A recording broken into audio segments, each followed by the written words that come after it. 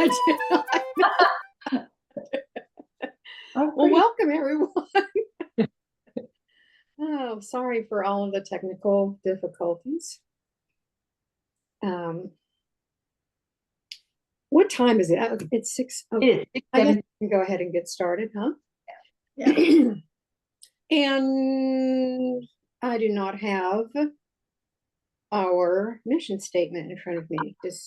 I do. Can you read that for us, Melody? I'd be glad to.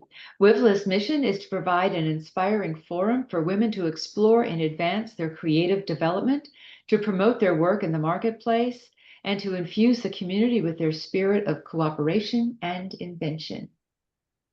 Yay. We're awesome.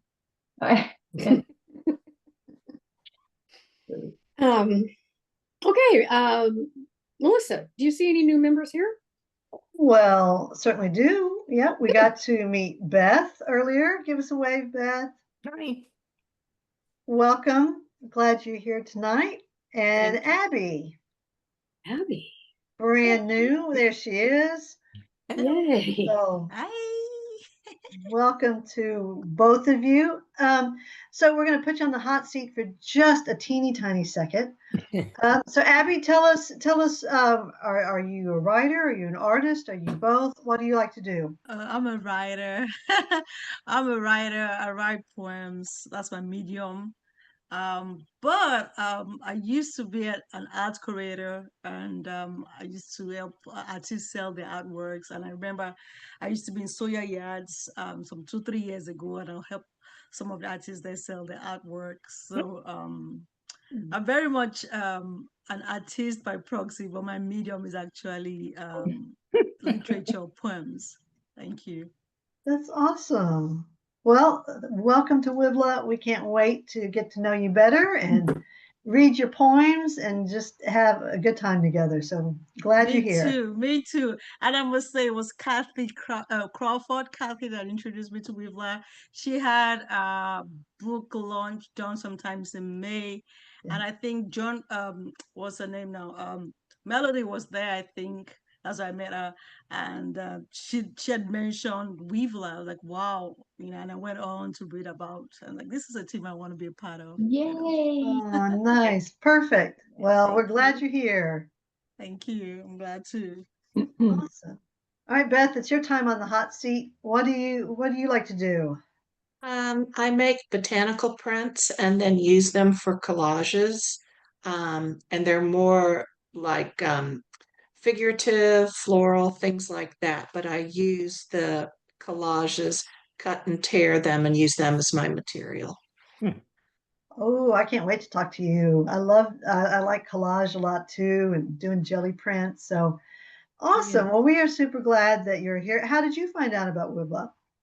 I was visiting Silver Lofts and met Melody, and she invited me to come, and we met for coffee one day. Many cups of coffee, and we had a great time. And so here I am. You brought me But, flowers. Yeah. Oh, nice. Well, that is perfect. Awesome. Well, we're glad you're here.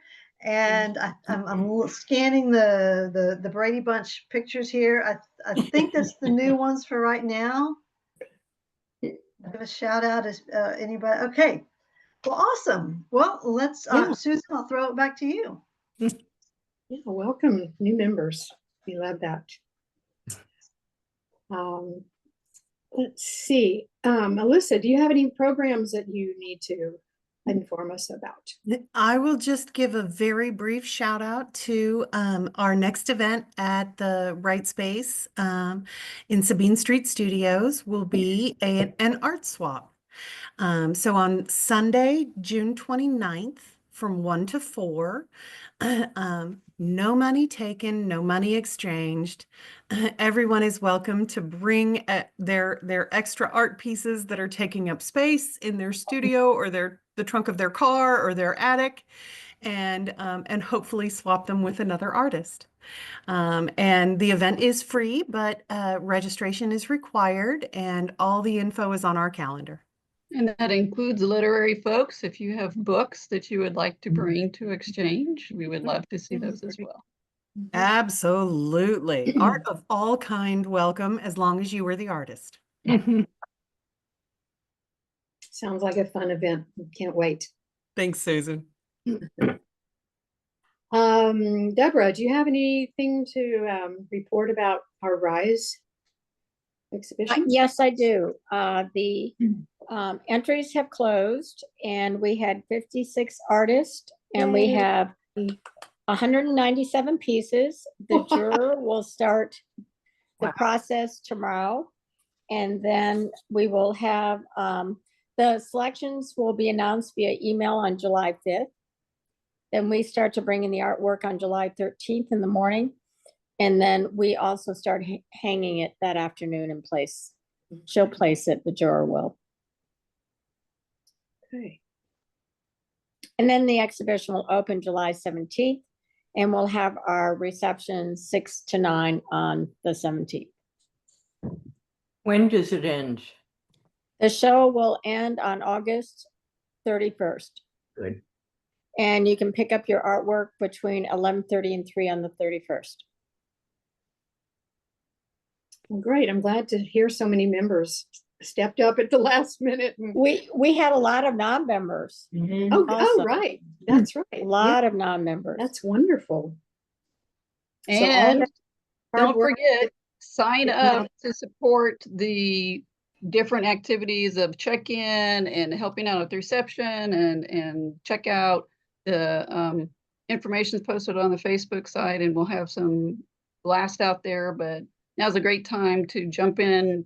If you didn't submit anything, or if you did and you don't know yet, go ahead and sign up to do some volunteering. Thank you. Okay, let's see. Who do we have with us tonight that's literary? Rebecca's here. Rebecca, there you are. The Anything to report? continue, please, check that out, submit your work wherever it fits in the different categories for the anthology. We also are starting a book club. This is Gwen is taking the lead on the book club, but I've got the details to share. It will start in August. August 30th will be the first meeting. That's a Saturday. It'll be from 3:30 to 5:30 at Eloise Nichols near the Galleria. It's going to meet monthly. There's a lot of detail about the venue, but it'll be in the newsletter, so I'm not going to read all of it out. But the first book that they'll read is The Amalfi Curse, which is a hot read right now. And if anyone has suggestions for future books for the book club, you can email Gwen. And I think that's it. I'm sorry, I missed. How often are you going to meet? Once a month? Once a month. Okay. Yeah. Okay. Terrific. All right. Well, I have some exciting news to share with everyone. As you know, we have formulated a partnership with Writespace as artist in residence. And I believe our hanging system got installed this past weekend. And all of the information is now on Facebook. You can read all about it and sign up on Facebook. And we're also going to be sending out a MailChimp in the next few days that will have all of the information as well. And it's also on our website. So there's lots of opportunities for you to read about it, learn more about it on those venues. Basically, Writespace has 3 walls in their studio, in their gallery space, and you can sign up for one of those walls for a 2-month period. And it's only $75 a month, which is a steal compared to most of the other galleries here in town. So we will be having a reception the same night as Rise reception for people to come in and view the work. But this is also, I want to make it clear that this is not just for visual, it's for literary as well. There's opportunities for literary to use the space for, I think one of the cool things that we talked about is maybe doing acrostic writing about the art that's installed there. I think that would be a really fun thing to do. I'd probably like to participate in that. And we can have book launches, we can have classes, we can have lots of different things going on there. We just have to plan around their calendar. And so if you right now, even while you're listening to me, want more information, you can contact me. I'll put my email in the chat. I think I can do that on my iPad. So any questions anybody has about that? Anything else you'd like to add, Melody? I do. So the first 2-month period starts July 1st. So time is of the essence. If you want one of those 3 walls and a chance to have the open reception on the 17th, which is also when other receptions are going on in the building. So there's so much opportunity for people to see our show, your work. I mean, it is a fabulous opportunity. And if you can't find the information, email Susan or me. I mean, we'll be glad to send you links and get you signed up. Thank you, Denise. Yeah, and Jamie got the e-blast sent out today. So thank you, Jamie, for doing that. It's got all the great information there. So check your inboxes for the details on that. Yeah. Thank you, Jamie. Okay, any questions about that anybody has? If not, we are going to move on to our program for tonight, unless did I miss anybody? Jamie. Sorry. Yeah, I just wanted to quickly reach out to anybody who's got any experience with sending out now I can't think of the word. Press releases. Press release. Press releases, thank you, for our RISE reception, so that I can, hold on, let me start over. Anybody who's got any experience sending out press releases for your receptions or anything like that, to please get in touch with me so we can talk outside, so I can get some good pointers and know where to send things to everybody so we can send it out to as many places as possible. Okay. And just real quick, Susan, I just want to remind folks that you still have time to submit your successes, your exhibits, whatever you got going on that you would like to share with the membership. Please go ahead and send that to newsletter@wivla.com. We have until the 20th to submit that, so I can get that in the newsletter for July.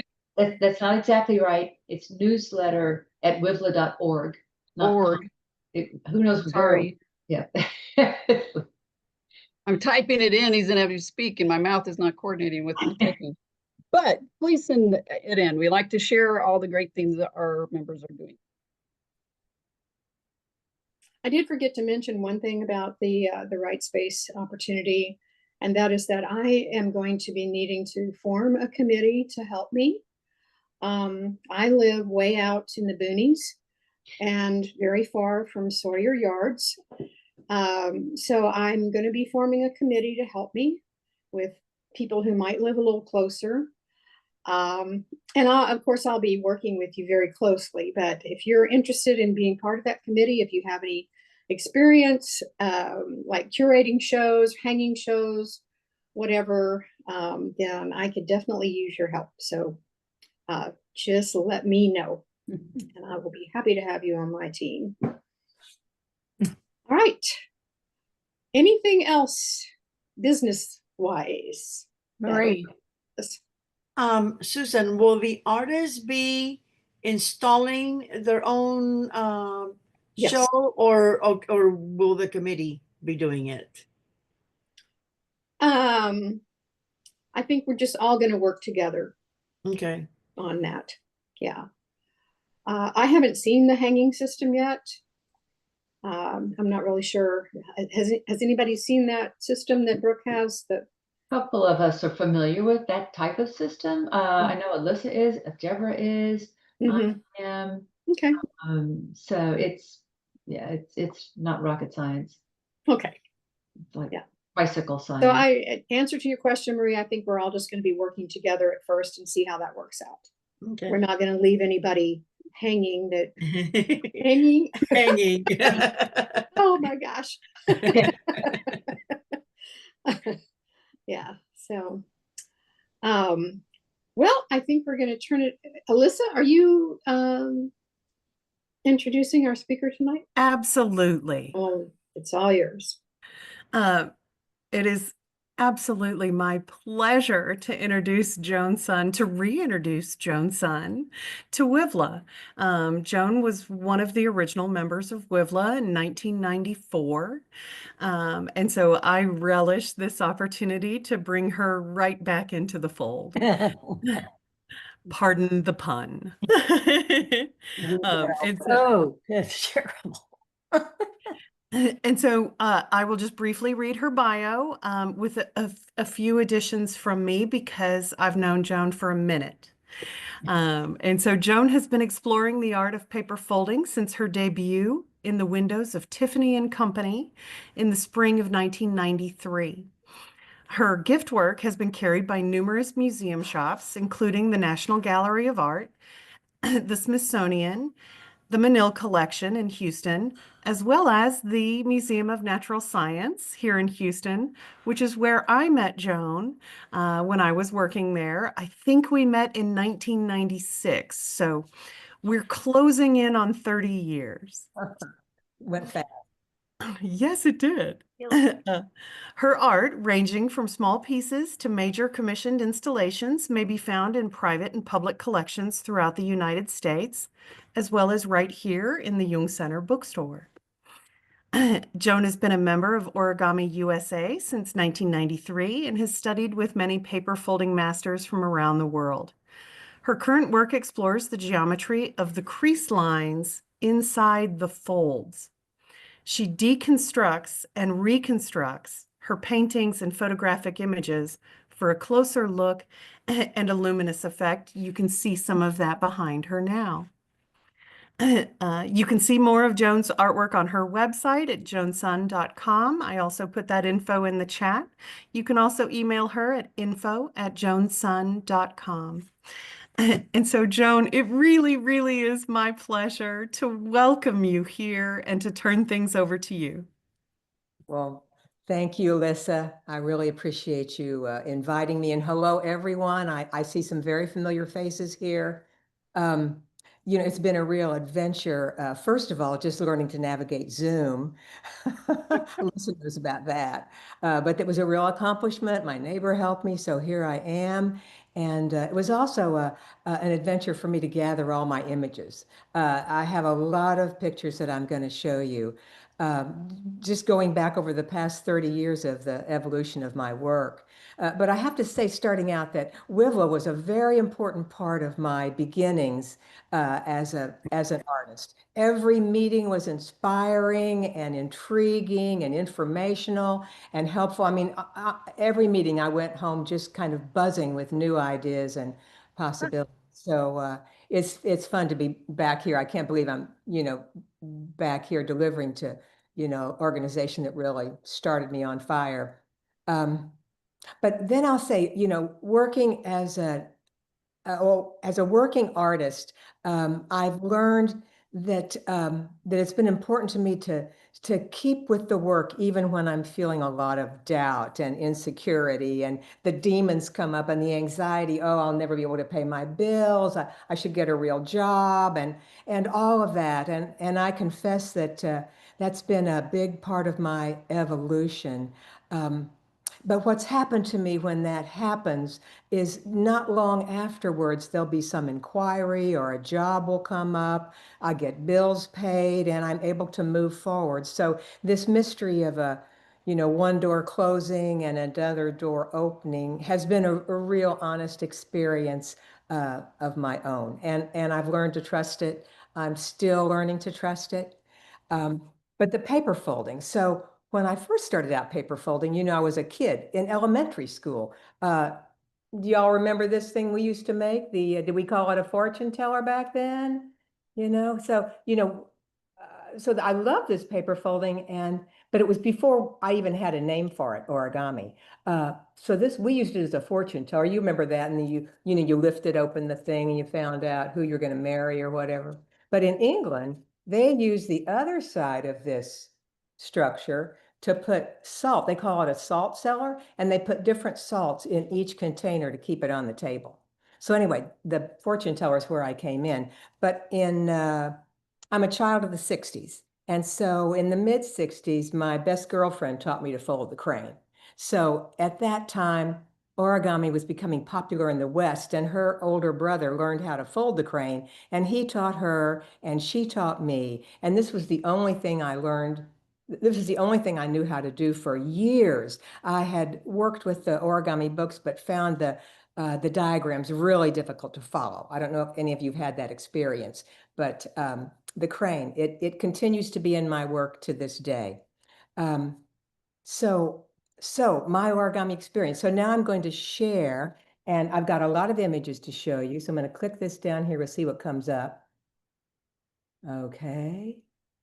Share. There it is. Did that come up? Yes. Absolutely, Joan. Perfect. Okay, so here I am in 1967. So I was at the University of Cincinnati studying in their art school. And so I was home for the holidays, and here I am. And I, of course, had decorated my parents' tree with origami cranes. So it was just the only thing I knew how to do, and I just loved it. It was just magic to me. So I lived along. By 1975, I was doing a lot of graphic work for Foley's department stores. And I did work for them from 1975 to 1993. So you may have gotten some of these in the mail. So I did the layouts and some of the photo styling and the production work to get them printed. So that was a big part of my work. But then, well, let's see, let me go on to the next period. So during that same time, I was being reintroduced to origami. My mother had just died in 1991, and these two books on the left, the two books on the left, they were at a bookstore. My mother's died. I'm in an altered state. I'm in a bookstore, and these two books nearly jumped off the shelf because they had diagrams that I could understand. So I began devoting every Sunday afternoon to learning more about it. And then the other book here on the right, the library book, I took out in 1991, and I was not able to take it back to the library. I paid the fee. It was due in October of 91. I still have it. It's a classic origami book. I paid up, but I could not return it. I was so taken with this art form. So I joined Origami USA and began going to their conventions in New York and in Charlottesville and out in California. We did some intriguing folds like this. Did I show that? Oh yeah, I didn't show this one. So Origami USA. So that's been a major part of my growth in the world of origami. I've met the people who write the books and learned a lot from them, and been to their conventions and learned interesting folds and just really expanded my work. And then the Foley's work continued through 1993. And this thing about one door closing and another opening. So the Foley's work ended because Foley's became Macy's, and they let go of a lot of their contract people like me. So the next day, I met with Tiffany and Company in the Houston Galleria and started doing their windows. So we had this exhibition in the spring of '93. And these were some of the things I did. I worked directly with the creative director at that time. And at that time, every Tiffany store in the United States, each one was involved in creating their own windows. But now, all of the decorations come down from the store in New York. So I was kind of this window of opportunity that I was able to do these windows of Tiffany's. which was just really exciting for me. And I thought it would look good on my resume. So here, look at this beautiful butterfly pin. It's a $3,000 butterfly pin that we mounted on this, this one tulip. So that was really a great job. So there I am in Tiffany's, 1993. So I continued my graphic work. I worked for a design company and just continued the graphic work. And at the same time, I explored the origami. So I really worked with a lot of cranes. And this was from 1993, actually, exploring different ways to use the crane and how to frame. This is my first framed piece. And this is there's a prayer underneath here, a prayer from childhood. And the fold is something called an obi knot. So there must be 1,000 of them that I've linked together and put on this one. So this was part of my early exploration with the paper folding. So I worked with a lot of small art. Of course, I didn't fold that shoe. That is, I got from the thrift store. But the paper for the green frogs just went really well on that. So I began developing my gift work. My early work was at the Houston Museum of Natural Science in the Cockerel Butterfly exhibit. It was a brand new exhibition at the Museum of Natural Science, and that's where I met Alyssa. So that was my early work. It wasn't long after that. I did a lot of cranes too, of course, the hand-painted ones as a pen. So as I was developing this, I was really focusing on the gift items to go into museum shops. That was my early focus. And somehow the Smithsonian found out about me through the Museum of Natural Science. And so way back in the day, they called me on the phone, 1995 or 96, something like that. And I began making things for them. They were having a historic kimono exhibit in Washington. And so I made as many bookmarks and butterflies and cranes and cards as I could to supply them. So the Dallas Museum of Art was carrying my work, these gift work, Lady Bird Johnson Wildflower Center, the Houston Grand Opera. And so here's the earrings, Christmas cards, and then this zodiac, so the Chinese New Year, the Asian zodiac, every year has its animal. And I worked with an architect who had a number of clients, and because architects really love the origami because it's so much geometry. So she would have me make 50 or 60 of them every year to go to her clients. So that was a great job. That lasted for about 15 years. And so I decided to put the whole collection together. Of course, you can't see the pig or the dog on the end of this, but there are all 12 there. So more gift works. I just really explored using origami and the different papers to make these unusual pieces. The containers were really a lot of fun. And the dragonflies, I was also looking for symbolism. So the dragonflies, the symbol on the dragonflies is that they dart around like light, and they're to remind us of our own powerful inner light. Some small artworks. There's another one using the different Japanese papers and some Japanese prints. I just was really enjoying exploring the papers and the origami. This is a still life I called Eat. I did an exhibit with that I called Eat, Pray, Love. Elizabeth Gilbert. I was a big fan of Elizabeth Gilbert in the time because I was going through a divorce and it was rough. And so this was the Eat. And then the bamboo leaves. So the leaves are actually all paper, all green papers that I had in my studio that I painted or put a heavy liquid acrylic on. And when they dried, then I fold them into leaves and attached them to the bamboo limbs. So I still have that piece in my studio.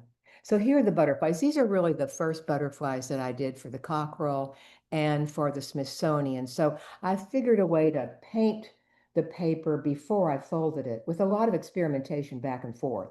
And so I painted the paper and folded it and came up with some pretty good models that worked as pins. So these were the first ones that the Cockerel had. And then I began working further when I saw that the monarch butterflies migrate to Mexico the way they do, and they were just thousands of them on the ground. I just thought that was magical. The repetitiveness of it, the geometry of it. I had to create a piece to honor that, and so that's what this one is. It's called Migrants. And then a lot of single pieces with butterflies. Got a little frog with this one. More butterflies, lots of butterflies. I had a dream about a butterfly trying to get into my head way back, I don't know, early in the 90s. And it was so persistent, it just wouldn't stop. And so that's when I began developing the butterflies and took them to the museum. This is called Fields of Gold. This is called Cycle. I work on a lot of butterflies, and I have a number of them left. I always have more than the project requires. So I've taken them and put the colors together and done different layouts with them as framed art. So here it is, the framed art, and then here it is in its home here in Houston. So it worked out really well. I was really pleased with that one. Oh, and so here's a butterfly. This is in my garden. It was like deja vu to have a real butterfly. I think he had just come out of his chrysalis, so he was still pretty tame, and he crawled up my arm and got on my face. I thought it was pretty cool. Butterflies, a big part of my work. And installations. So I began this installation. I installed this one in 2017, but my early work at the Young Center, my first exhibition there in 2002, I believe, I had an installation of these butterflies on the wall, and the client wanted them, so I put them on her wall, and then they moved, and so I put them on her new wall. So I'm very familiar with being on a lot of ladders and doing these multiple installations. This is another installation of geometric pieces that went on a music room.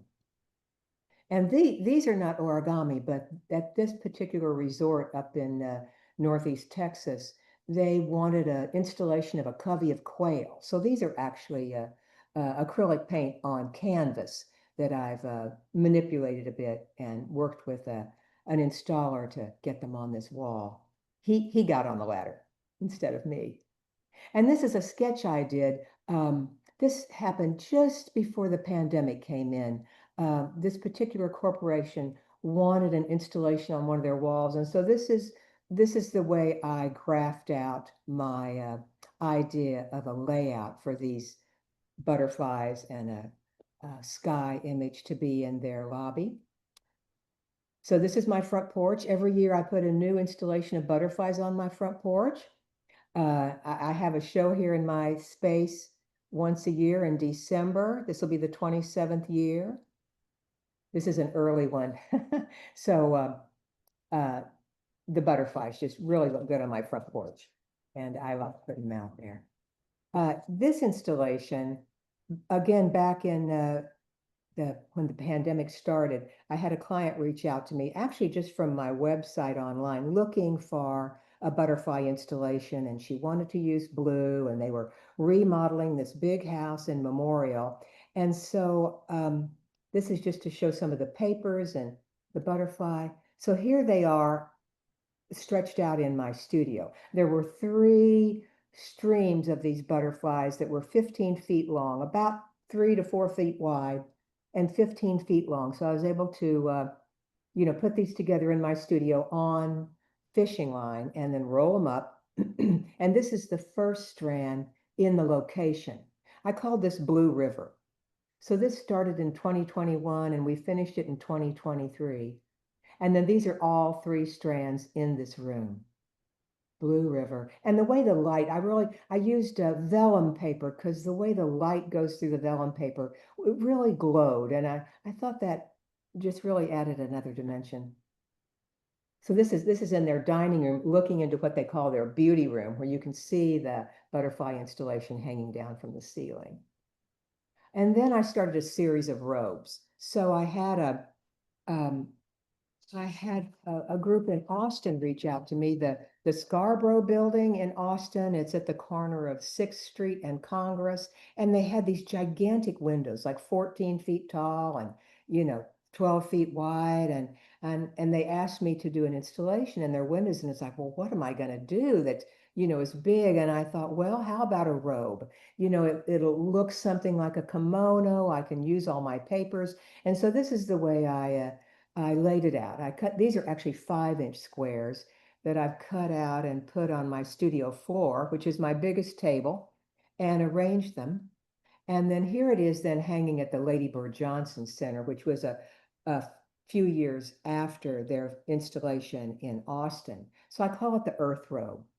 And it's actually, when we were installing it at the building in Austin, we had to get on a cherry picker to go 30 feet up in the air and hang it so it would hang in front of the window. But we dropped it and it just crashed to the floor, but it was unharmed.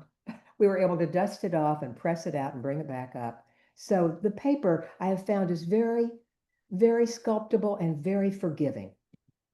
So here's another robe I call the One Thing. So I've used my photography in these later robes to theme the robe. So I intended this to resemble a humble monk's robe. So I went out and photographed just the forest floor and some of the sky. This was actually an installation at the Houston Center for Contemporary Craft in 2011. And then these were at the Williams Tower Gallery, maybe 2009. So that was thrilling to be in the Williams Tower Gallery, and because the lobby was quite large, and the creative director at that time thought that kimonos, the robes, would fit there well. So I was thrilled to be there. And then another series I've done is something called Flags. And you can see this photograph is actually taken on my front porch. I have wonderful lighting on my front porch, and this is where I photograph many of my things. So I thought it would be fun to have a photograph of the photo studio, my front porch photo studio. But I worked on a series of flags, and this one I called Volunteers for America. So all the papers are Japanese, and the gold paper is a really metallic Japanese paper. This one is called United States Department of Peace, in tune with Marianne Williamson when she was running for president and declared we needed a Department of Peace. And her colors were pink and navy. And there's about 104 silver cranes on this one. And then this one was, I call it the tree hugger flag. It's turning into butterflies above our nation from the old Crosby, Stills and Nash song.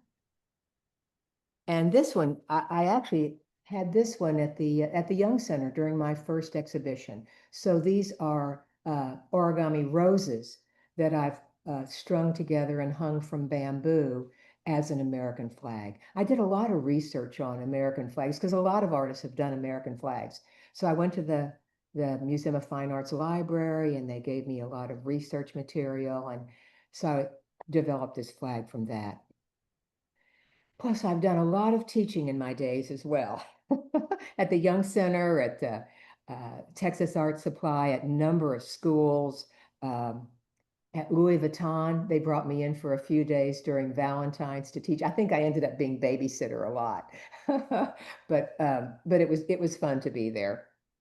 And this was at the Pearl Fincher Museum where I had an exhibit there, and during the summer we had several workshops with the kids. And so I put these two images together. I think I had the boys in one class and the girls in the other, but I put these two together because I thought it was just very clear the difference between boys and girls. And here we are at the Young Center. This was a crumpling folded class that we had. And then this is in Orange, Texas. They invited me over to their museum in Orange.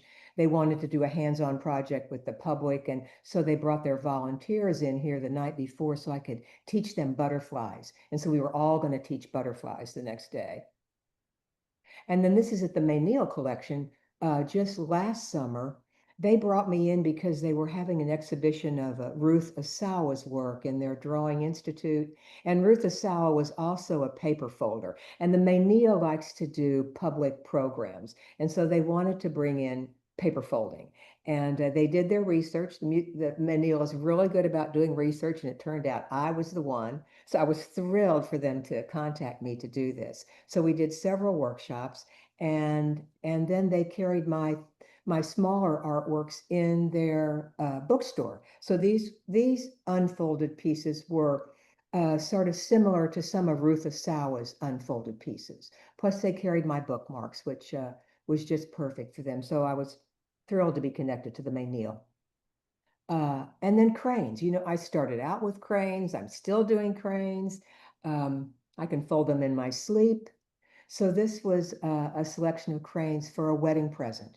This gold and silver were the colors for their wedding. And so this is an installation in their home.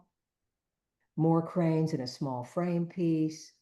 This was a theatrical production at the Match Theater a few years ago. And I don't remember the name of the play, but there were going to be cranes in the play. They were going to fold and unfold. And so he wanted to put red cranes on every seat of the theater. And I thought they looked great. And then this piece, this was sort of my inspiration by the great wave art by the Japanese artist Hokusai from 1831. So this is a simplistic version of that. And this is one of my early pieces. I see there 2000 on the date. So I, developed a way to fold the paper to suggest the ocean and the wave. So more cranes. And this is a crane piece. This is 1,000 cranes. The client wanted something for their house, and they wanted 1,000 cranes. So I taught them. So they folded the cranes and delivered them to me. And then I mounted them on this 4-foot by 8-foot board, which they put in their dining room. And I don't have a photograph of it there, but here's a start of it. And then standing cranes. This is a wonderful model that I've used a number of times and taught. Love the standing crane and the different papers. So lots of cranes. But then one of my largest exhibitions, the time travelers, looking back to move forward. So these are a few of my paper doll dresses that I designed in 1958 when I was just a kid. And it was that first experience, and you probably have all had this, where you're just so carried away by the work you're doing that the whole world goes away and the focus is only on this project and you just lose track of time. So this was me at night for 4 days, drawing around one paper doll and making her a dress and drawing around another paper doll and making her a dress. And here's my mother who saved all the paper doll dresses. Which was just a blessing because they would have been lost forever if she hadn't saved them. But she was a master seamstress and she recognized how good they were. So this is a few of them. I had them framed and they were at the Young Center. My first exhibition with the Time Travelers was at the Young Center. So these were a few of my favorite ones. And then this is from the Young Center in 2014. They went on to the Pearl Fincher, and this is at the Pearl Fincher in 2015. So I mounted these dresses. So I made these full-size dress designs from the designs that I had created as a 9-year-old kid. So it was really fun to look back at myself and wonder, well, how can I, make this full-size dress and what paper techniques am I going to need to use and how am I going to, make this work as a full-size dress? And so I wanted to mount them on the plexiglass cylinders as if they were time travelers. And this plain sheath dress, as an artist, you know how it is. Everything you see is just more fuel for your creativity. So in the summer when I was working on these dresses, it was the summer, I guess it was 2013, the Superman movie was out. And there's Superman with a wonderful cape. And I thought, a cape on the back of that sheath dress would really look good. So the butterflies are mounted on a piece of fabric. There's about 1,000 of them and more on the wall. It was really a meditation for me every morning before I started the project to fold as many butterflies as I could. And then this particular dress was a crumpling technique again. And I used a form to build the dress on, because once I got it on the plexiglass tube, there was no form at all. And when I was a kid, the most exotic thing I could think of was a mink stole. So I have on my paper doll dress, there's a mink stole on this blue ball gown, but I needed to learn how to paint it. So I took a watercolor painting class to learn how to illustrate this mink stole. And for a long time, it just looked like bacon, but you know, it got there. Oh, here's another dress that's just on the wall from my paper doll collection. Here's my mother's sewing machine from the 1930s and a photograph of her on the sewing machine. I call this Free at Last. So she was a master seamstress, and you know, she just didn't get to expand her art the way I've been able to. So this is in honor of her to do this butterfly installation on her sewing machine. And then I used a lot of technical folding to do some other fashion work, especially for this shirt, which was fun.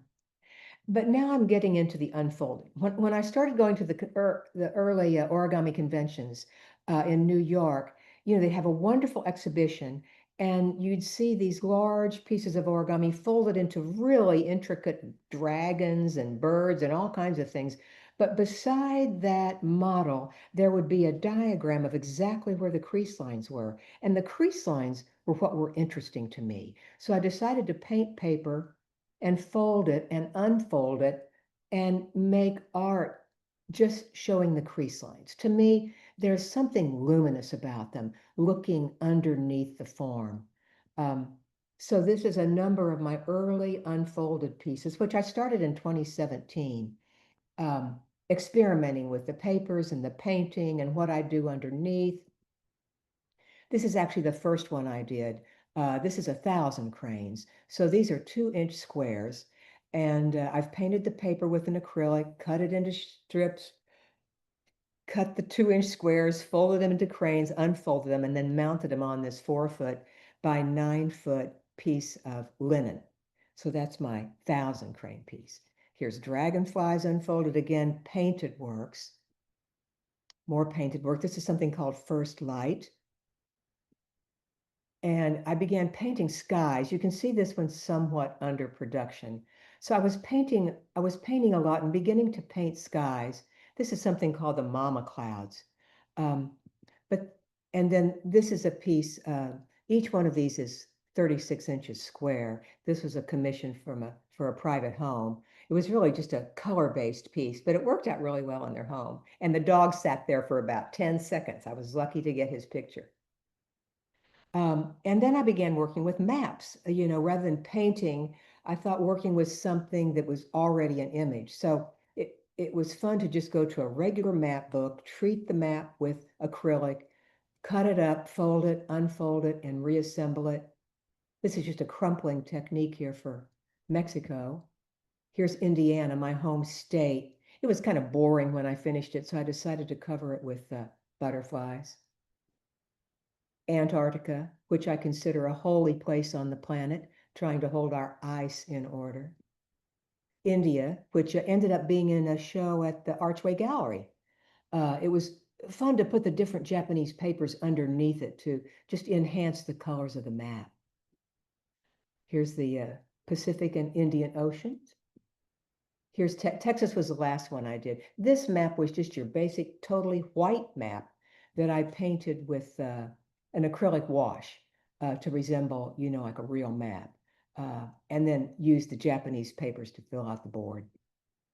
And then I started doing the photo works. An artist friend of mine, Lillian Warren, maybe a lot of you know Lillian, we met and she advised me to work with my photography because the whole process of the folding and the unfolding and all of that is very time consuming.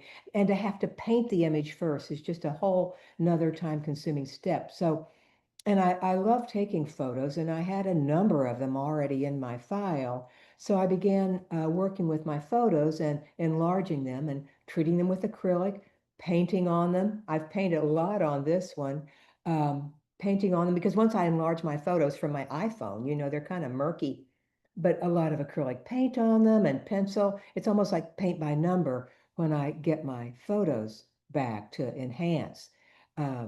And so then I go through my process to fold them and unfold them and put them back together. This is a lovely sunset. This is actually the same sunset, little different location in the sky. Beach scene. You know, this photo turned out terrible, so I scribbled on it a lot, and then it was okay. roses. I was been definitely into the roses. This is a rose photo from my macro lens. So I was able to get really some clear detail on the intimacy of these petals. More roses and more roses. This piece is actually, well, part of it is behind me. This piece that I finished is like 18 by 24 inches. So this was my experimental piece. There's a lot of acrylic paint on this.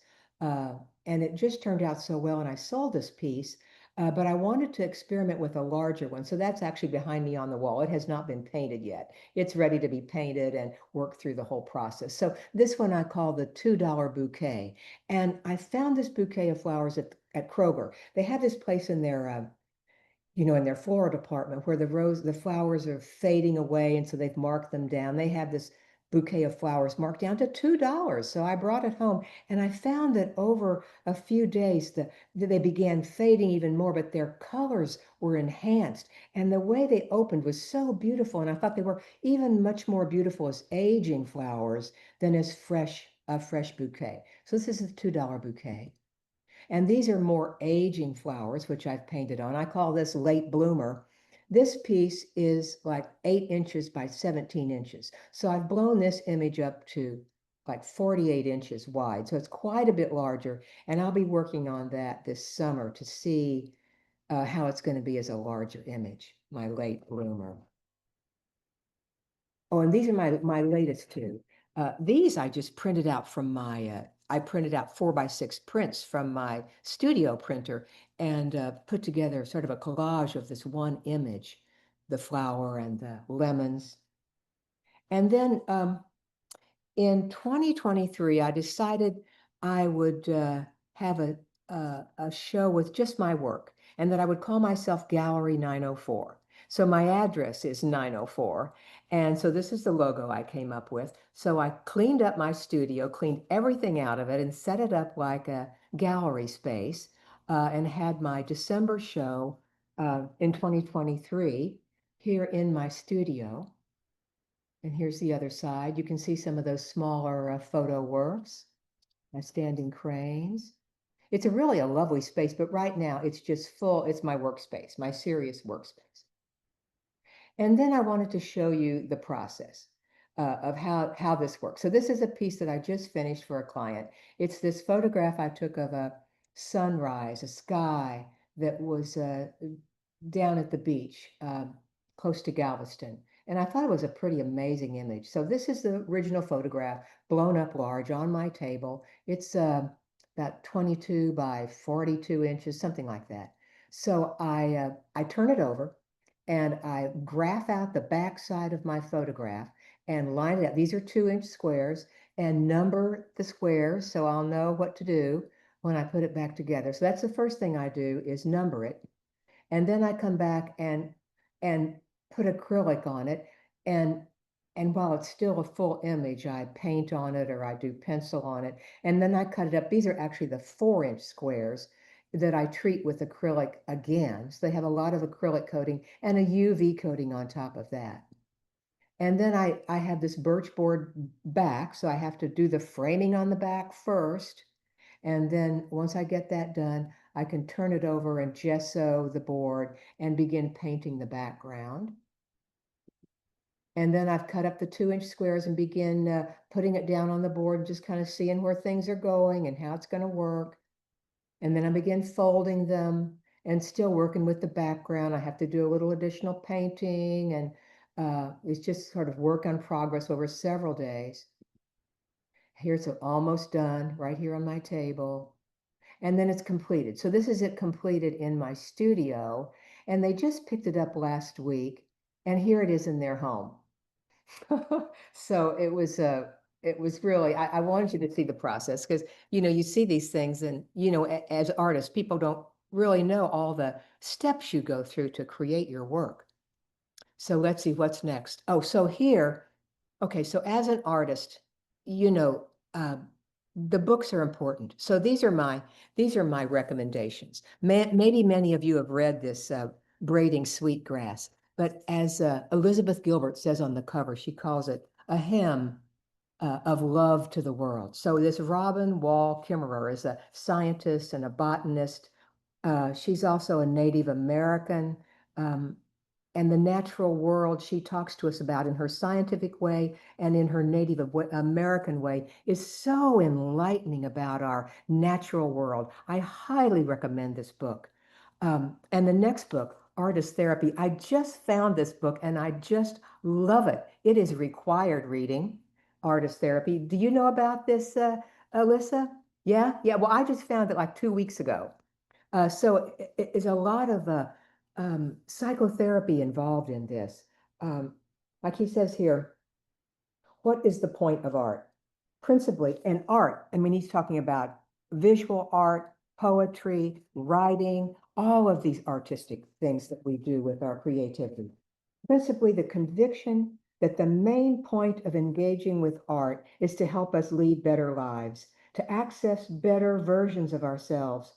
If art has such a power, it is because it is a tool that can connect or compensate for a range of psychological frailties. So every chapter, I'm not even halfway through with this book, and I'm just so amazed. It's just really eye-opening to me as a different way to look at how my art is in the world and how to respond to other art. He talks about remembering and hope, sorrow, rebalancing, self-understanding, growth and appreciation. Anyway, required reading. And then maybe some of you know about the Marginalian. It's an online newsletter that Maria Popova sends out. She sends it out on Sunday and Wednesday.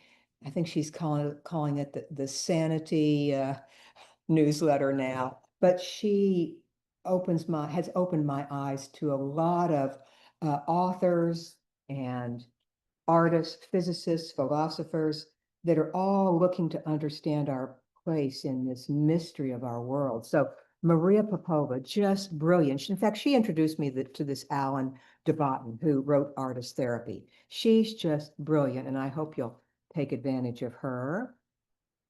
And here's one of her quotes. She's just come out with a book, and these are her kind of poem quotes that she's put on these antique bird photos. But I love this one. The stream of the true is formed by drops of doubt. So I can so relate to this with all the doubts I get as I'm working on my projects. But I've found that all that doubt really does end up in a true stream. So I can offer that. And then we were in New Orleans a couple of years ago. This thing about trusting. I was having a dark day, and just doubting my life and the whole thing. And we're walking along the street in New Orleans, and all of a sudden, here's this air conditioner, on an old building with this word. It's like, wake up, Joan. You can trust this. And sure enough, I continue to get this advice. I need to continue to get this advice. And it was just really just huge to see this on the street. Now, here's some other advice, which I can't recommend all of it, but on one of the very early WiVLA meetings, Carlene Cohen brought in Lee Benner. I don't know if you know Lee Benner, but he's an iconic Houston sculptor. And his advice to all of us was to burn your bridges behind you. And then this other advice here from my artist friend Jan, she says, have a day job. But my favorite advice is from Agnes Martin, this obedience to inspiration. So this helps me hold on when when I get the inspiration to do a work, I'm inspired to do it and I feel very strongly about it. So when I fall into doubt, I can remember, wait a minute, I'm supposed to have obedience. And the word obedience is not, it's not a simple word, it's a very strong word. It's, to be obedient to something is big. So when I fall into doubt, I think about that I'm supposed to have obedience. So Agnes Martin I'm a big fan of Agnes Martin. And then the big thing for me this year, this is a photo from the Dishman Art Museum on the Lamar University campus in Beaumont, Texas. So I'm going to have a major exhibition here starting in September, from September the 20th to November the 1st. So a lot of my work, it's going to be an overview of my work, but I'm going to do an installation on site. This is just a tacky sketch of it. In the gallery, there's this corner that comes right out into the room, and it needs to be softened up. It needs a little feng shui. So I'm doing something I call free fall that'll have about 1,500 butterflies cascading onto the floor. So I'm very excited to do that. That's my summer project to work on this exhibition for the Dishman.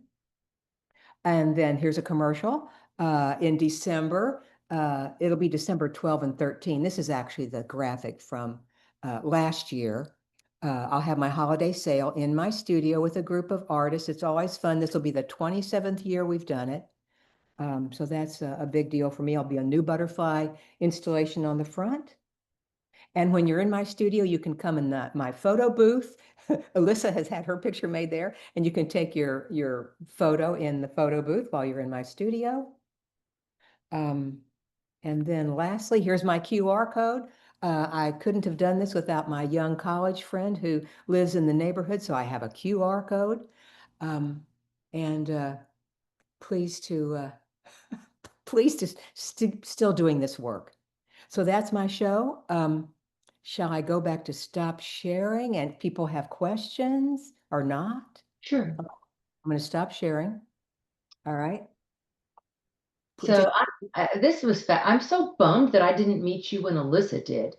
Well, we have plenty of time left, Mel. Oh yeah, gosh, it's like a overload. It's just a sensory overload. It's amazing.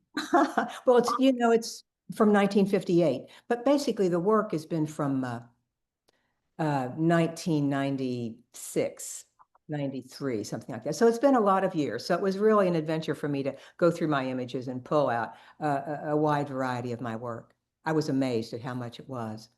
Joan, you're getting a lot of love in the chat box. Oh, I don't know how to do chat. No worries. You're just getting so many compliments, and I wanted you to know. I've always been impressed with Joan, obviously. But I will say she when I first met her and was working with her at the Museum of Natural Science, she brought these very delicate looking butterfly and crane pins. And we were a little worried that if they got sort of manhandled, as happens at the gift shop of the Museum of Natural Science, that they might not hold up. And Joan was always very clear that while it is paper, it is very strong and it is very resilient. Well, and I treated them with a lot of acrylic as well. Yeah. But I like to say that they're forgiving, very sculptable and very forgiving, very, very strong. My mom, who likes to call me her personal shopper, came to the museum and bought probably 6 or 7 of Joan's butterfly pins. She has 2 sisters. She's always looking for gifts in multiples to give out to her sisters and friends. And when my mom's best friend passed away unexpectedly due to a brain aneurysm a few years later, she was buried with one of Joan's butterfly pins. Wow. That's amazing. Well, I only have a very few of them left. I thought they would go on forever. Oh, I still have some of your Christmas ornaments that you designed for the Museum of Natural Science. That's right. I did that for a year or 2. I'm holding on to those boogers. Well, they might be collectible someday. That's my intention, is to keep doing this work and keep increasing the value of whatever you've bought from me. Love it. Joan, that was just amazing. I love being able to see, this is Melissa up here in the corner. I just love being able to see the progression of how, you had a new inspiration and you'd go with, the butterflies, or you'd have a new inspiration and you'd do a whole mass of them. It very inspiring and exciting to see. But I did have a specific question. The one that was, it looked like on a wood back, that was the monarchs, when you Yes. loved to sing all the monarchs together. What was the size of that? Yeah, it was about 12 inches by 22 inches, something like that. And it ended up being in a plexiglass box. And the wood underneath, what was that wood? somebody gave it to me and I treated it with acrylic because I wanted to mount those butterflies on something very natural. So Yeah. that was, an early piece and a real inspiration to recreate the butterflies. Yeah, that was stunning. I- And I my still- second question, and then I'll stop and let somebody else ask. Second question, I noticed, I can't remember, it seems like it was earlier on, you had sort of like the Japanese stamp, the signature. And I was just wondering if you could tell what was your symbolism there? Well, I actually had that cut for me. It was actually done by a Chinese artist, and the way they cut chops for English-speaking people is they take the sound of your name. So it sounded like Joan. So, and for them, it was some sort of symbol about the world and gold or something, but it sounded like my first name. So they cut that, and I use that on a lot. I've acquired some other chops since then. One I use is a chop for joy. So I like putting, and I use something called a cinnabar paste. I don't know if you all have used that, but it's very tacky stuff. But it works really well on these stone cut chops, and then to put it on whatever piece. Yeah. So I don't think that Chinese artist. It was out in Chinatown here in Houston that I found that he cut that for me. So I'm sure you can get that done online now. Joan, do you remember you helped us learn how to fold a butterfly? We made them out of black paper and silver paper, and it was one of our WiVLA dinner party big event that we had. I'm thinking 1992, 93. Long time ago. It was Yeah. early. When did WiVLA first? Was it 94? 94 is when we started, yeah. So it would have been not long after that, Joe. I remember that now. I'd forgotten it until that you brought it up. They were black and silver. Yeah. Yes. I saved as many as I could after the event because my son was getting married. And then I used them in their dinner party. Oh, cool. Do you still have some? Oh, yes, I do, as a matter of fact. Yeah. Yeah. Well, thank you. And Yeah. Joan, Jerry Pfister commented in the chat that she still has one of your swans. Oh, nice. maybe it's a crane. Well, we did have folded swans before. Yeah, I've taught a lot of classes, and I put a lot of gift work out there in the world. So I'm not surprised that many of you still have those pieces. But my focus now is to work on the larger pieces. The production work, the pins and the bookmarks and the cards and all the things that went to museum shops were, they're very meditational to make. And I feel very productive when I'm making a lot of them. And that's very satisfying. But I'm leaning now more towards doing the large work. That's my inspiration now, is to experiment with the larger images. There's just a luminosity in the way the light hits the crease lines and the folds. And I'm just beginning to develop that now. So I don't know when I'll do more production work. The next year or two, I'm really devoted to exploring the larger works, probably mostly my photos. And this show at the Dishman in September is going to be a really big opportunity for me to show a lot of work at once and to show some new pieces. So what else? Jamie, you have your hand raised. Yeah, I was just curious on all the unfolded works, do you usually like fold them into something before unfolding them, like unfolding them from a crane or like when you do the cranes, or are you just folding, different geometric shapes into the No, paper? I'm definitely folding a model, either a crane or a butterfly, or sometimes I use like the beginnings of a model, like the beginning of a lotus, because some of the models get so complex that it's too many creases. And with, a large piece, it would get too busy. So I'll fold sometimes just the beginning of something. So you get just the basic structure of the crease lines. But it's always something. It's not just some random folding. It's always the beginning of some origami piece.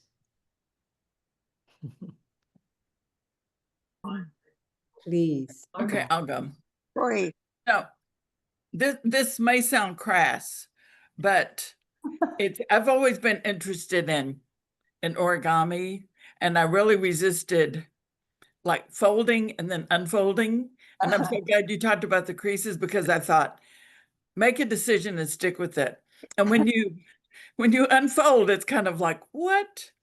So I'm glad you explained that. But the other thing I've noticed is, as we get older, it's really hard to find gifts that people like. And sometimes people would rather have just cash. I mean, not a gift card even, just cash. And so I've seen several things on, maybe it's TikTok or Instagram, where people are folding dollars to look like all kinds of things. And I was wondering if you do anything in your personal life, like if you want to give someone some money as a gift, do you ever like do origami for that? Or would that be considered origami? Oh, it's absolutely origami. Money is paper and folding is origami. So definitely. So I've definitely done a lot of money folding. And usually I did some stints at a bank where during Christmas, when people wanted money folded to give as gifts. Like one fellow brought, like a shirt box, and he gave me $100 bill to fold into a shirt to put in this box so he could give to his son to buy his own shirt. So it's not crass at all. But when I fold money, I get fresh, clean money. And the $50 bills are nice these days because they have a lot of pink in them. So that our American money is not quite as interesting as some foreign money, but no, the money is definitely a foldable thing, and people appreciate it. I've given actually when I've given graduation gifts to students, they appreciate that. I usually fold a butterfly money thing and send it with a card. So that's cool. But the unfolding, I mean, I can appreciate feeling like, oh my gosh, I've gone to all this trouble to fold this intricate model, and now you want me to unfold it? I totally get it that would be resistant. But after you've been doing this for 50 years, I'm ready to see what's underneath. Yeah. So, and I was drawn to the crease lines. And so that's just my thing now.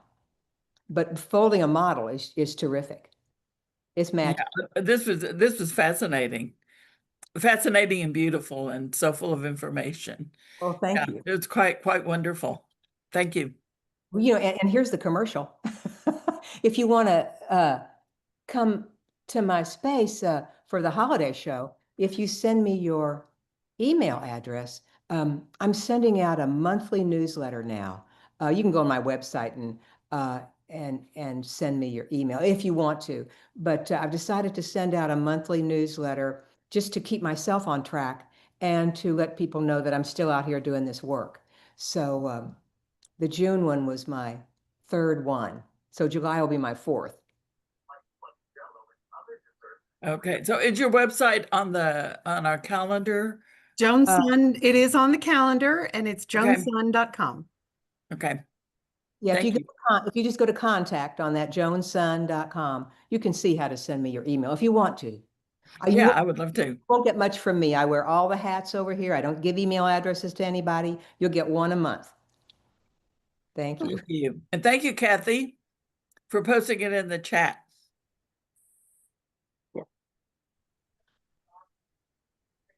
Gika, go for it.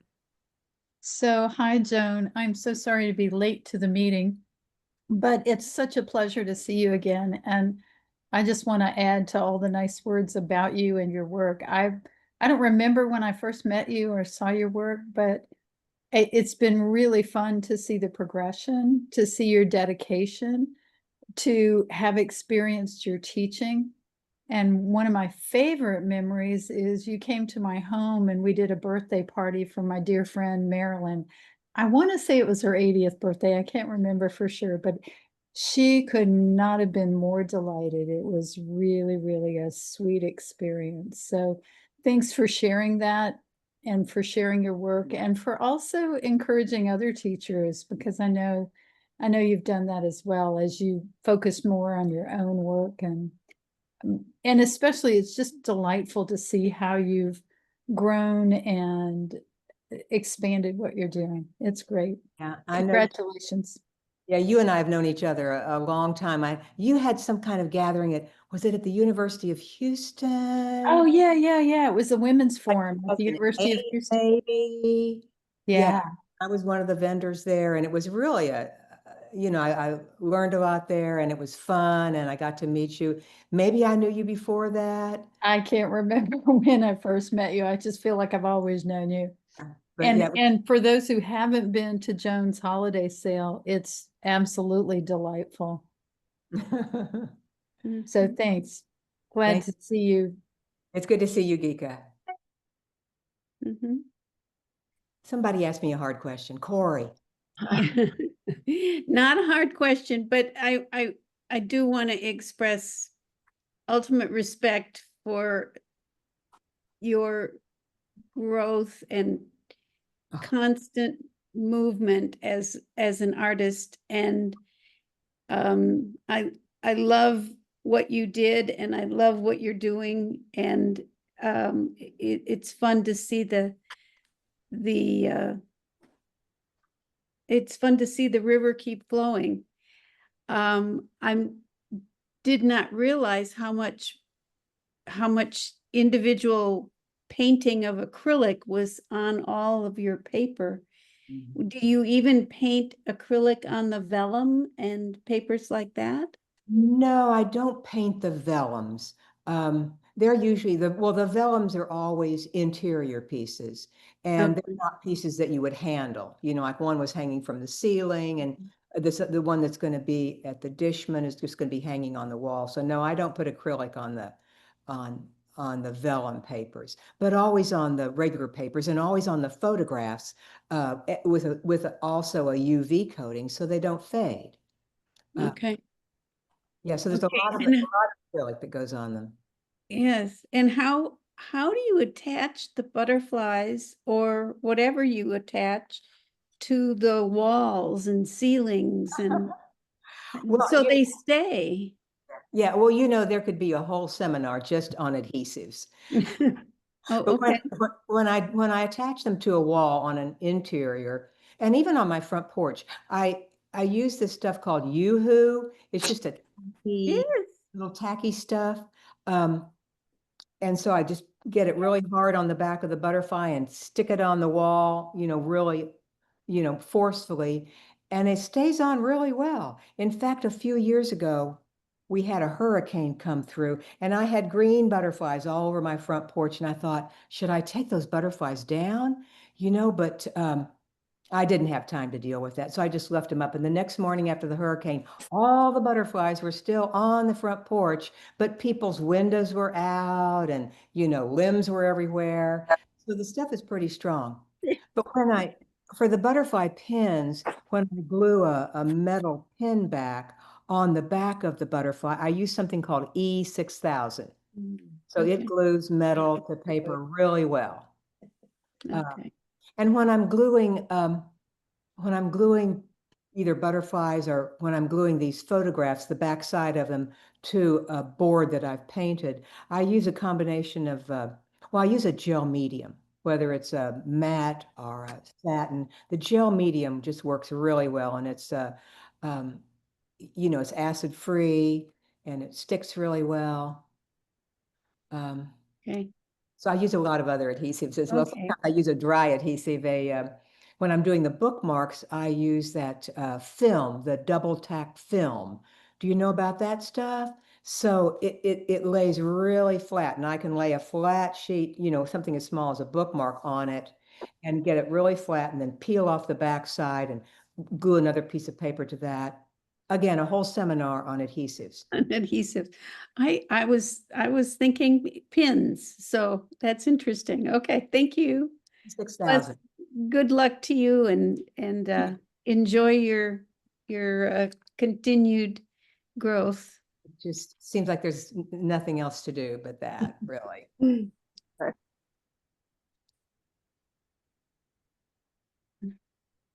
Abby, Oh, sorry. Abby has a question. Okay, well, before I go into my question, I must say your work is absolutely breathtaking. They're all masterpieces, especially the Blue River. I mean, that took away my breath. The one you had for your mom. Oh my God! And the $2 rose.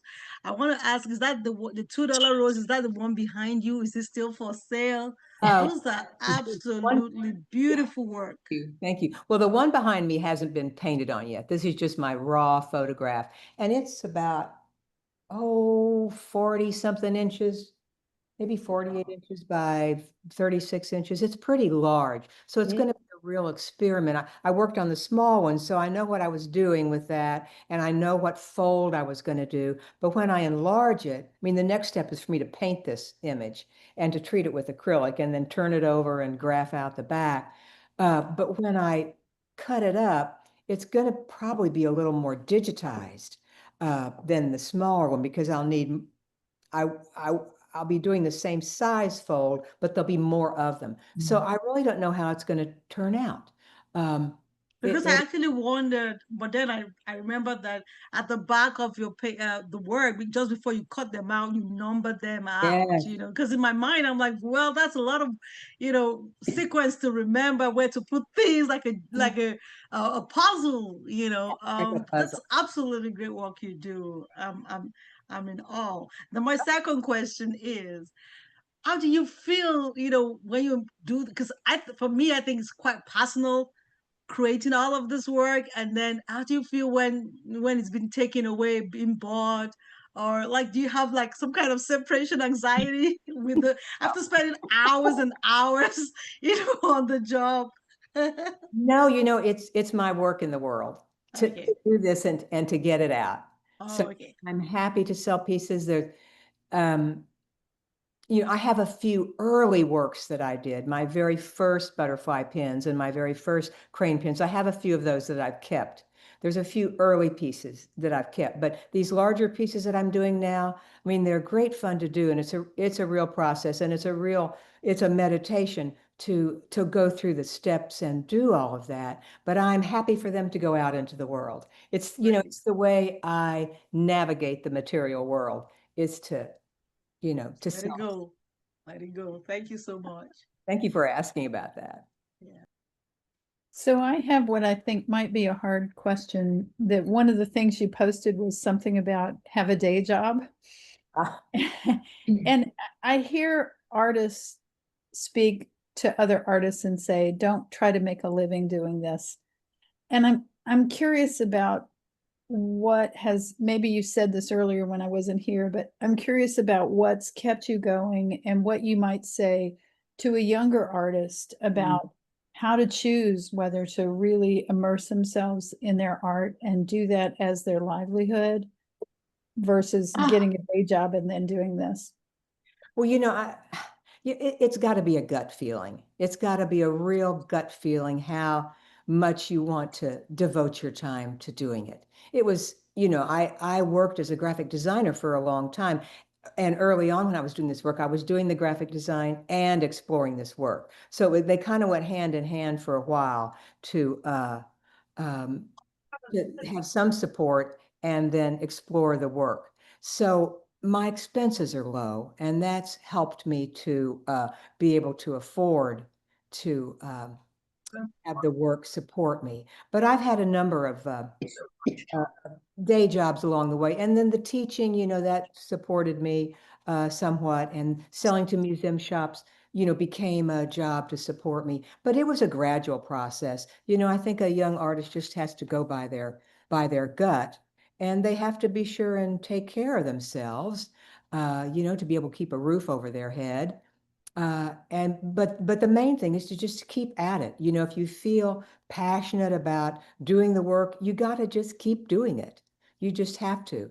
It's part of your way in the world. It's part of your way of harmonizing with the world to get your art out there. It's a way of developing yourself and understanding yourself. If you're drawn to do it, you just will have to do it. And whatever it takes to pay your rent, you have to do that too. And as far as making the bridge from one to the other, you'll just know in your gut. I just knew in my gut. I guess it was like about 1999 or 98 that I decided it was time to give up the graphic design and just to devote myself fully to the origami work. So And I had a little savings saved up, so that helped me kind of get through. But it's an ongoing thing. I'm still, need to make income to pay my bills, but it's just become my way in the world. Thank you. Thank you. I think that the last part about the obedience to inspiration, that's the vital one for me.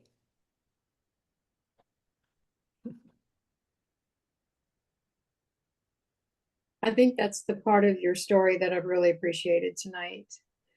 Not only just your beautiful and amazing work, but just hearing about a little bit about your inner journey during all of this process. It sounds like you have a very deep inner journey going on with your work as well. I really appreciate that. And you sharing with us that you still, even at the point in your career that you are at, you still have doubts. And I think that we all go through that. And so to hear that from someone as accomplished as you are, that's very inspiring for all of us. Good, because that's really the truth. With almost every project, I'll get into it and go, oh, this just isn't working out right. This doesn't look so good.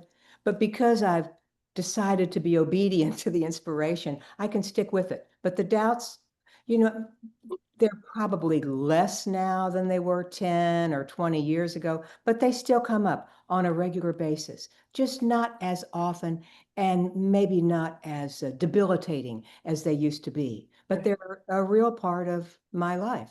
And they're just part of the challenge that we work through and we learn about ourselves. It's all so much of a self-discovery thing. It is, yes. I keep a journal too. I write it all down. Oh, good.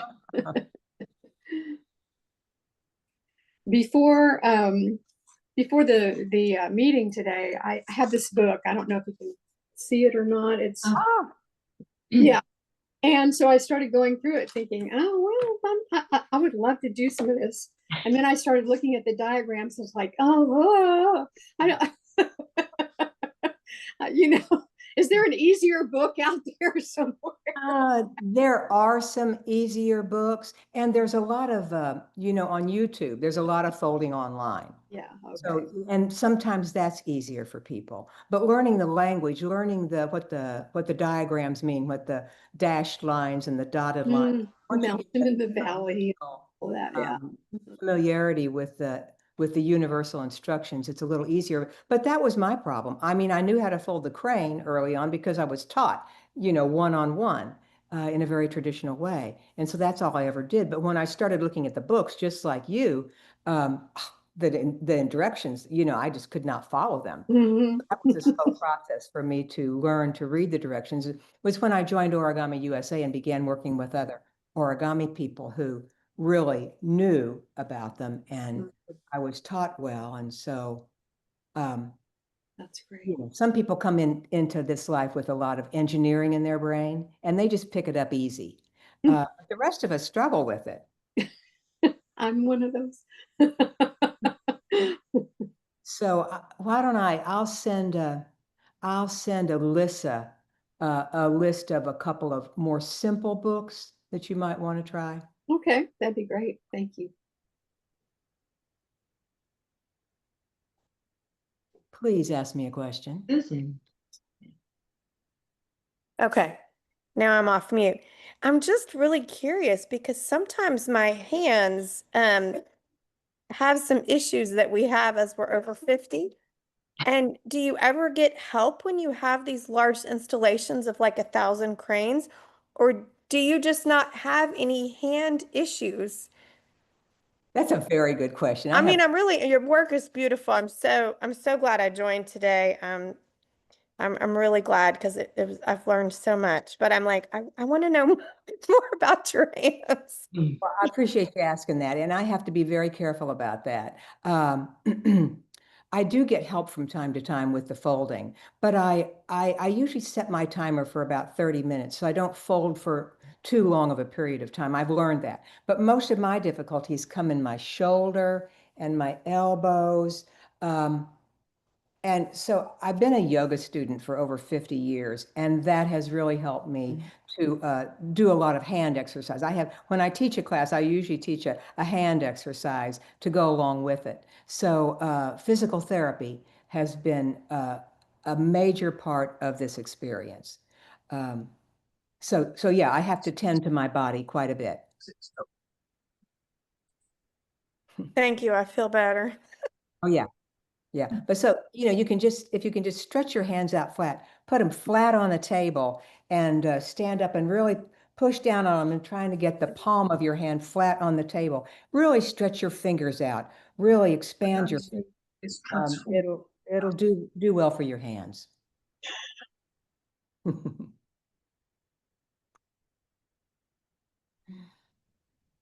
have a question, like with your career in terms of, marketing and getting your work out there and being seen as things are growing and changing and evolving.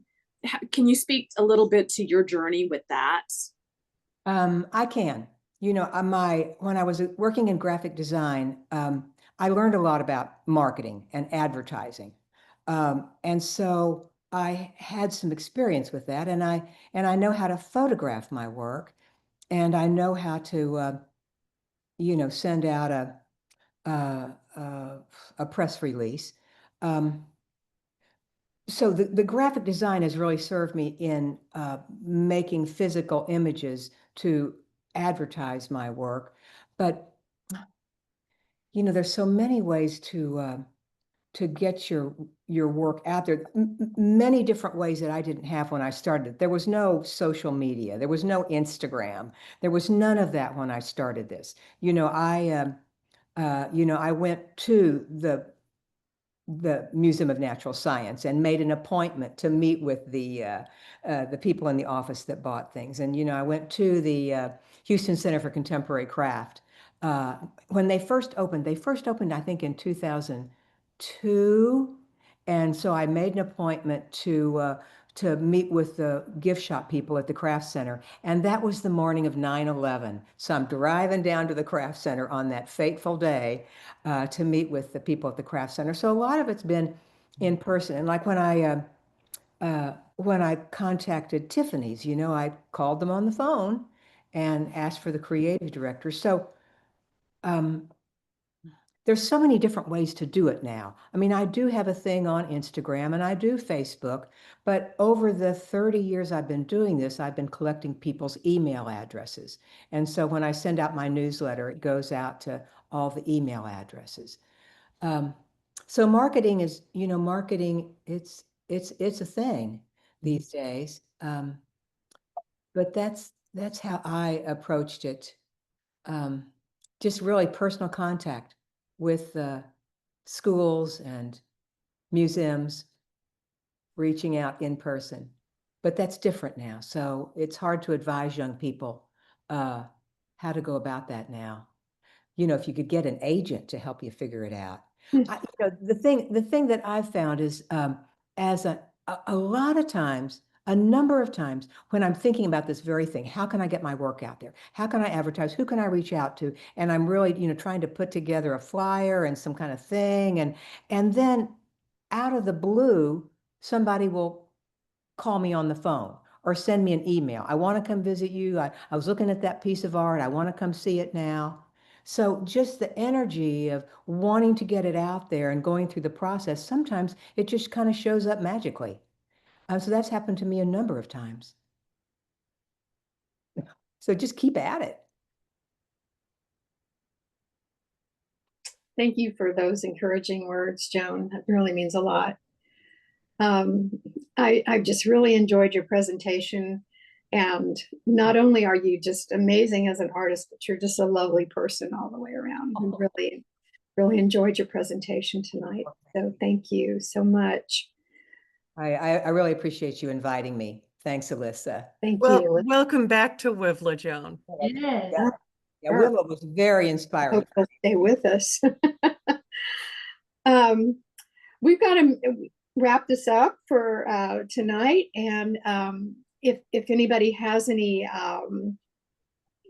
thing going on that they'd like to share with us, invite us to, tell us about, now's your chance. I just want to give an update on Synchronicity, which is my startup. Well, we've been around for 6 years now, literary and visual arts journal. We just put out our 24th issue on June 15th with the theme of recovery. And we're open for submissions on the theme of dreams through July 15th. So is that your website, synchronicity? Yes, I'll put it in the chat so you can see. And this is the submissions page. Okay. And Joan, if you can't see the chat, I'll make sure you get the info, my dear. Okay, well, I'm actually looking at the chat. Oh, good. I guess it'll go away when you close the meeting, though. But yeah, I add some of this stuff to the YouTube. Here we go. So I've had a good week. On Saturday, I learned that 2 of my pieces got awards at the LSAG, annual LSAG show. So I got first place for one of my pieces and honorable mention for another. And I found out yesterday that the 3 pieces I entered into Wholeness is a Myth, which is the show, juried show at Sawyer Yards, were accepted. So I've been framing today. Wonderful. So, good week so far. That's great. Abby. Well, last 2 Saturdays ago, I had my book launch on Zoom. I took a book collection of poems titled Finish Line, and it's live on Amazon. You can go grab your copy. All right. Hey, Thank you, I have guys. a copy. It's very good. Thank you, Kathy. Kathy has been the gift that keeps giving. Please. Thank you. Kathy's very generous. Yeah. And your book launch was recorded, right? Is it on YouTube?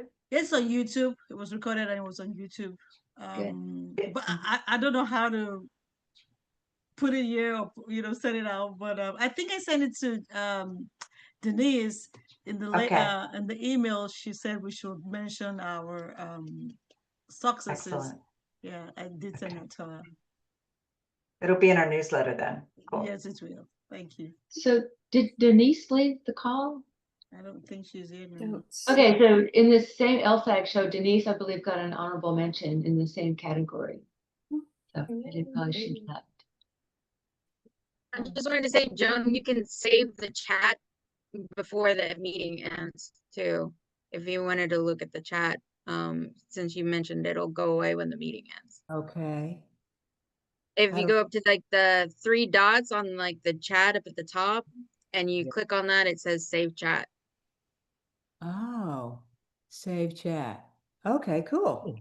Thank you. Learn something new every day, huh? And then you can read through all those lovely compliments while you were busy presenting. Right, yeah. There's a number of WiVLA members that we're involved in the Houston area art tribe.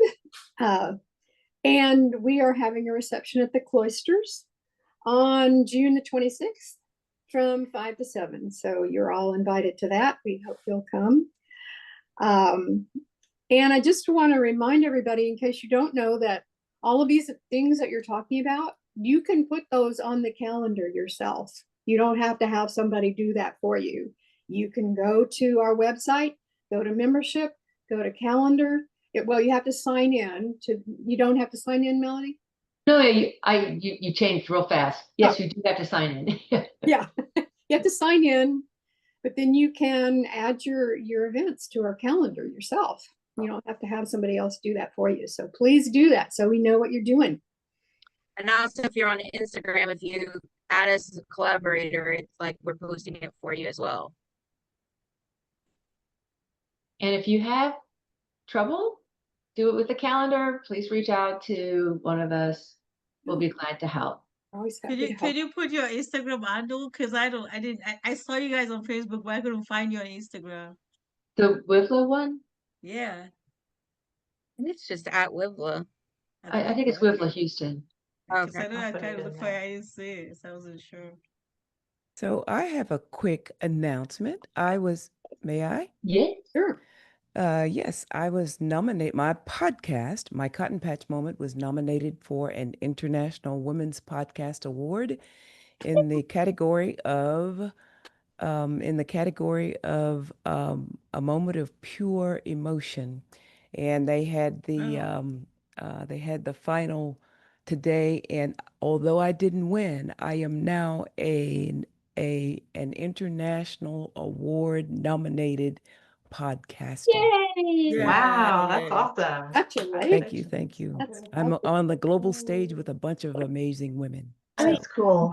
You I mean, deserve to be there, Mildred. it's been like a 2 year journey. I've lost track, or is it just 1 year? It seems like No, it's it's really almost 2. it's amazing. Amazing. It's great. Thank you. Thank you. I was going to say, I have a flash nonfiction piece in Synchronicity for Recovery. It's the kidney monster at Party City. And a version of that story will be told at my show. It's lovely. That's one of my favorite parts. That's great. And you can see the kidney monster. She's in there. Yeah, I like the photo too. That's Yeah, I put her out every Halloween.